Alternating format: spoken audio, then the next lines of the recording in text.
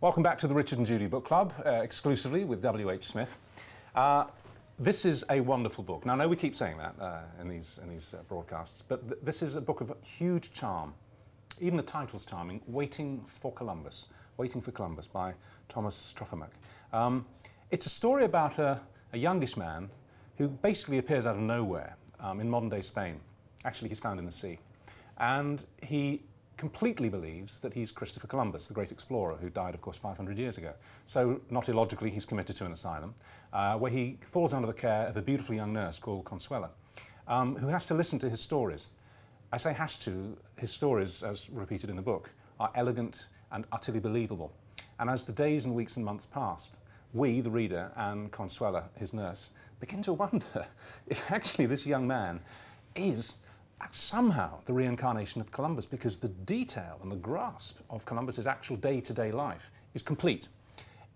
Of course he's not, and there's another reason for it all. But Thomas, I congratulate you on allowing us to suspend our disbelief so thoroughly, or certainly for me, that by about chapter 5 I was saying to Judy, it's Columbus. Yeah, he's going to have to find a way of bringing him back, but he's definitely there.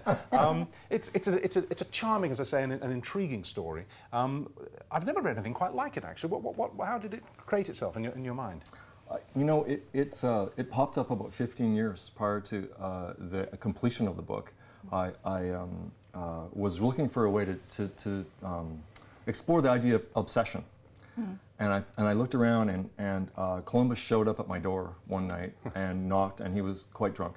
But I let him in anyway. And he asked the way. I let him in, yeah. And I started to write about him, and I started to read, like, voraciously history books on Columbus. And the more I read, the more I realized that none of the books agreed.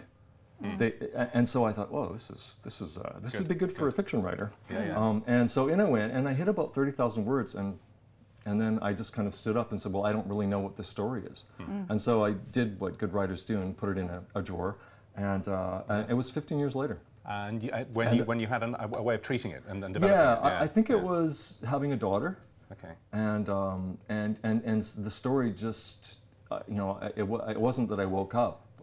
But it just sort of appeared. Well, so having a daughter, not to give anything away, because but that is because of the connection, which becomes clear towards the end of the book. Yeah, part of the book is dealing with my own fear as a father. That was a starting point 15 years later. I'm glad you said that. That explains a lot about it, actually. Yeah.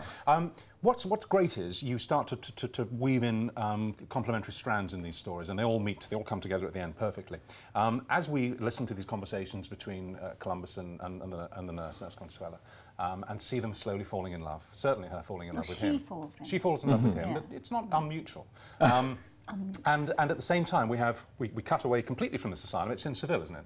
Yes. That's right. Yeah. We cut away from there, and we found a young Interpol detective who's on the trail of a man who went missing after a heinous crime, a terrible, tragic crime, which we won't say any more about here, has been committed. And a man, that's all we'll say, has vanished. And he's on his track, on his own. He drives himself across France, where he starts, and he drives into Spain, and he picks up the trail. And we realise very quickly that he's on the trail of Columbus. He's on the trail of this man. We don't know why, and we don't know quite what's driving him, but we know that this isn't a simple manhunt. There's more to it. And what I loved about that was, it allowed you to begin to realise that Columbus isn't at all. And you do this very cleverly.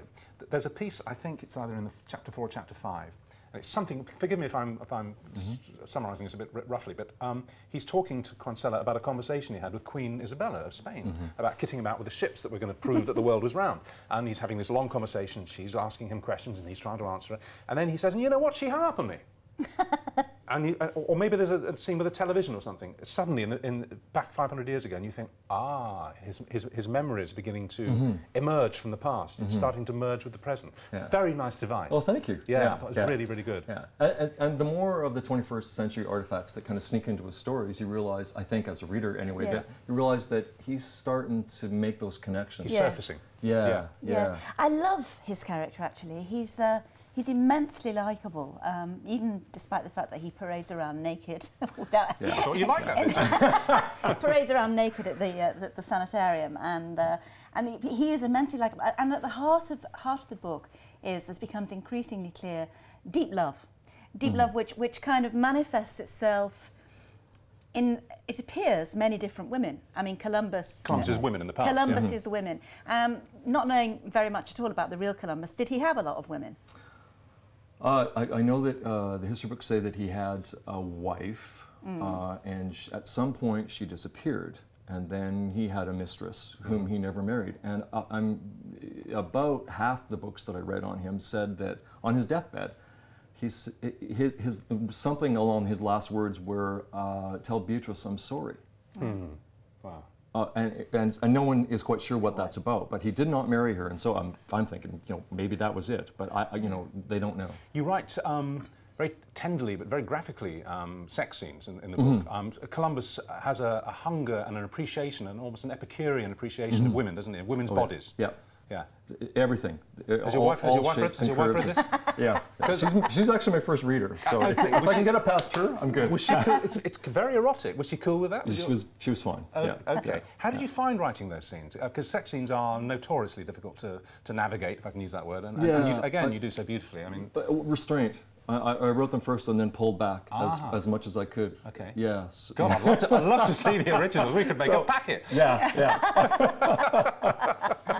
It's really lovely. Just reading a little bit about you. Aren't you back in Canada? Aren't you in some Mad Poets Society? I am. I'm in a group called the Raving Poets, and I played the keyboards quite badly in a little 5-piece band, and we back up poets. So a poet will come up to the microphone and they'll turn around to the band and we'll say, "What's your poem about?" And sometimes they don't know, but I mean, often they'll say, "Well, it's the color gray, or it's the color of the ocean in a particular place." And the band, we've been doing this for 10 years, so we improvise on whatever they tell us, and it works beautifully. Actually, it's really fun for me. Yeah. Okay. Well, just to finish with where we started, which is the book. Yeah. Obviously, he's in the asylum, and it's not giving anything away to say that clearly he's in deep denial about something. Something absolutely appalling has happened to him, and this is his escape. And the way you describe in the end, in the final chapter, what that was, what he was running from, and why the policeman is looking for him, it all ties together, made me cry.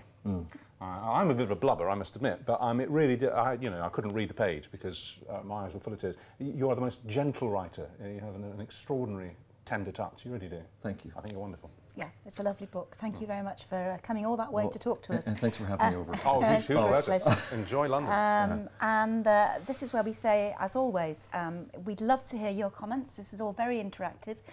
We'd love to hear what you think about Waiting for Columbus. You can be your own critic. You can become a literary critic yourself on our website, and you can also vote for your favourite book in all our reading list. There's 8 at the moment, and they're all crackers.